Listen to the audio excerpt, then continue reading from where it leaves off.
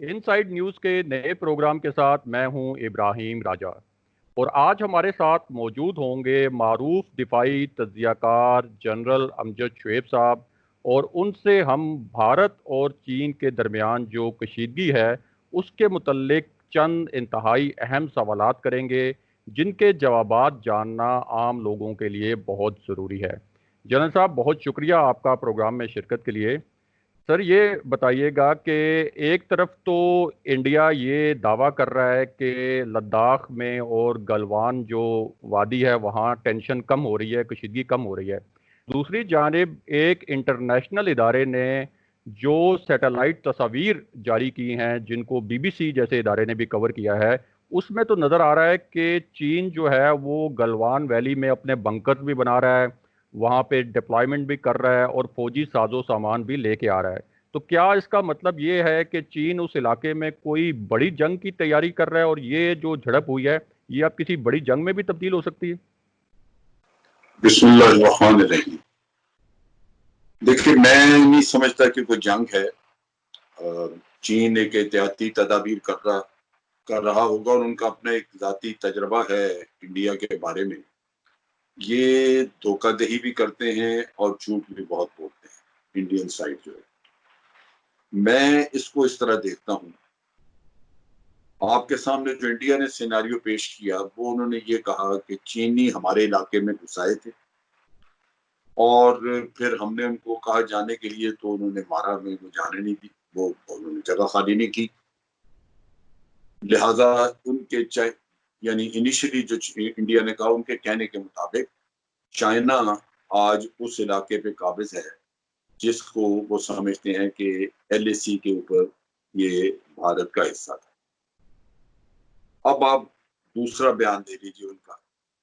मोदी साहब का बयान ये आया, अच्छा इस सूरत में जब पहला बयान इनका था कि जी चीन हमारे इलाके में घुस आया, तो चाइना ने उस वक्त ये कहा कि जनाब हम इनके इलाके में नहीं घुस आए, हम तो अपनी जगह पे हैं, ये हमारे इंडियंस आए थे, हमने निकाल के इनको बाहर किया। अब आप मोदी साहब का दूसरा बयान ले लीजिए जिसमें उन्होंने कहा कि ना हमारी कोई चेक पोस्ट गई है और ना ही हमारा कोई इलाका चाइना ने लिया है।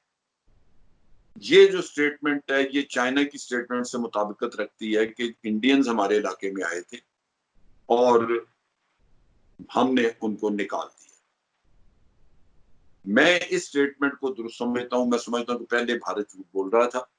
ये दूसरी स्टेटमेंट जो मोदी ने बाद में दी है, लेकिन चूंकि मोदी पहले झूठ बहुत कह चुका था अपनी कौम को कि जी चीनी घुसाए हैं, लिहाजा उसने जब दूसरी स्टेटमेंट दी तो उसके खिलाफ रिएक्शन आया, पॉलिटिकल रिएक्शन। सब ने कहा जी कि फिर ये इतना शोर शराबा क्यों था, अगर आपकी जमीन चाइना ने नहीं ली तो फिर उसने अपनी उस स्टेटमेंट के उस पीछे हट गया, यानी आज फिर दोबारा उसका नाम नहीं लिया। वो ये है जो मैं समझता हूं कि अगर ये दूसरी स्टेटमेंट उसकी सच है तो हुआ ये है कि चाइना ने गलवान वैली में अपने मोर्चे या ट्रुप्स नहीं रखे हुए थे, क्योंकि गलवान वैली के बारे में आपने सुना होगा कि इसके बारे में इंडियंस भी कहते हैं कि ये तो मुतनाज़ा थी नहीं, इसमें तो तनाज़ा नहीं था। तो गालिबन चाइना भी समझता था कि जिस चीज पे तनाज़ा नहीं, वहां जरूरी नहीं है कि आप मोर्चे और चीजें बना के रखें, लेकिन इंडिया ने खाली जगह देख के, मौका देख के तो ये घुस गया वहां पे। उसकी बुनियादी वजह यह है कि इनको बाद में ख्याल आया दो चीजों का। एक तो गलवान वैली जो है ये रास्ता जाता है अक्साई चिन की तरफ, यानी अगर आपने अक्साई चिन को अप्रोच करना है जिसपे इंडिया कहता है कि हमारा इलाका है, वो इंडिया कहता है जी कि 1962 की जंग के बाद चाइना ने अक्साई चिन ले लिया जिसमें 30,000 मुरब्बा मील का इलाका उनके पास चला गया। तो अक्साई चिन को अगर कल इंडिया लेना चाहे तो जरूरी है कि उसका गलवान वादी के अंदर अमल दखल हो, गलवान वादी वाला रास्ता जो है वो उनके हाथ में। एक तो ये। दूसरा ये है कि इन्होंने जो नई सड़क बनाई दौलत बेग ओल्डी को जो जाके मिलती है वो श्योक रिवर के साथ जाती है और गलवान वैली में से गलवान दरिया जो है वो आके श्योक रिवर में मिलता है, यानी गलवान वादी का जो मुंह है, दाखिला है जहाँ पे, वो दर हकीकत इन दो दरियाओं के मिलन जहाँ पे होता है वो है। अब अगर गलवान वादी सारी रहती है चाइना के पास तो ये जो श्योक दरिया के साथ दौलत बेग ओल्डी के लिए सड़क बनाई गई है ये खतरे में चले जाती है। लिहाजा इस सड़क बनाने के साथ साथ भारत को ये भी ख्याल आया होगा कि सड़क के तहफ़्फ़ुज़ के लिए जरूरी है कि गलवान वादी का कुछ हिस्सा कब्जा कर लिया जाए, उसका कम से कम दहाने का हिस्सा जो है वो कब्जा कर लिया जाए। तो मेरी अंडरस्टैंडिंग इसकी मोदी की दूसरी स्टेटमेंट के बाद ये है कि गालिबन इन्होंने चाइना के कब्जे के इलाके में घुस के उसको खाली देख के तो उन्होंने कब्जा कर लिया है और उधर बैठे रहे, उधर अपनी पेट्रोलिंग शूटिंग करते रहे। चाइना ने जब इंफ्रास्ट्रक्चर डेवलपमेंट और इन लोगों की प्रेजेंस देखी है तो उन्होंने आगे उनको उठा के बाहर किया है और अब इनको अपनी सड़क खतरे में नजर आती है क्योंकि वो बिल्कुल गलवान वादी के मुंह के आगे से गुजर रही है। तो लगता यही है कि ये चाइना ने अब वहां पे बिल्डअप किया है ताकि इंडिया दोबारा ये हरकत ना कर सके। अच्छा सर, तो दोनों में से एक चीज सच है।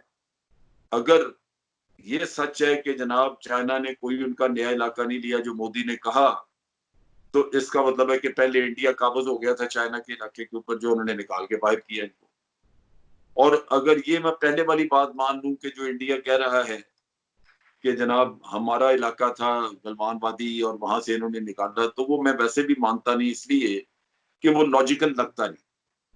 अगर एलएसी आप गलवान वादी के अंदर से गुजारते ऊपर से गुजारते हैं तो वो चाइना के लिए भी डिफेंसिबल नहीं रहती, इसलिए कि इंडिया के पास अगर वो वादी का कुछ हिस्सा दाखिला उसके पास, अगर एंट्रेंस उसके पास है इंडिया के पास, तो इंडिया को तो एक एडवांटेज मिल गया क्योंकि ऊंची हाइट्स हैं वहां पे, उन पे जाके वो बैठ गए। तो चाइना के लिए डिफेंसिबल इलाका बनता ही तब था कि अगर वादी का दहाना भी उनके पास हो और इंडिया उससे बाहर हो। तो ये लगता यही है कि इंडिया ने अपनी तरफ से चालाकी करने की कोशिश की है। चीनी जो है वो गालिबन इस चीज को समझ गए और उन्होंने उठा के उनको बाहर मारा। अब उन्होंने वहां पे बिल्डअप कर लिया है इनकी नीयतें भांपते हुए कि ये इंडियंस जरूर बाद में कुछ ना कुछ करेंगे, लिहाजा अब हम यहाँ पे वादी में मजबूत हों ताकि ये दोबारा हमारे इलाके में ना आ सके। तो ये सूरत हाल मुझे लगती है। अच्छा सर, आप बड़े सीजन्ड ऑफिसर रहे हैं पाक आर्मी के, आपने बड़ी जंगें देखी भी होंगी, लड़ी भी होंगी। आम लोगों के लिए ये बताइएगा कि ये जो लद्दाख के इलाके में झड़प हुई है, जिसमें कहा जा रहा है कि कोई असलहा भी इस्तेमाल नहीं हुआ, 20 भारतीय फौजी हलाक हो गए, कई जो हैं वो ज़ख्मी हैं, और कई के बारे में ये कहा जा रहा है कि उनको वो पहाड़ियों के ऊपर से धक्के दे के नीचे गिरे हैं, वो उसमें मरे हैं, कुछ जो है वो गलवान रिवर में डूब के मरे हैं। तो ये किस तरह की सर वहां पे लड़ाई हुई कि जिसमें 20 फौजी भी मर गए, जख्मी भी हुए और असलहा भी इस्तेमाल नहीं हुआ? देखिए बात यह है कि जब भी 10 ब 10 लड़ाई होती है, कोई जंग आप हाथापाई से करते हैं, तो उसमें आपने देखा है कि ये बाहर भी अगर सिविल में, गली मोहल्लों में या बाजारों में भी जंग होती है तो लोग अपने हाथ में उठा के कोई चीज मार देते हैं। किसी जमाने में वो हम सुना करते थे कि सोडे की बोतलें उठा के मार दी, कोई हाथ में चाकू छुरी आ गई।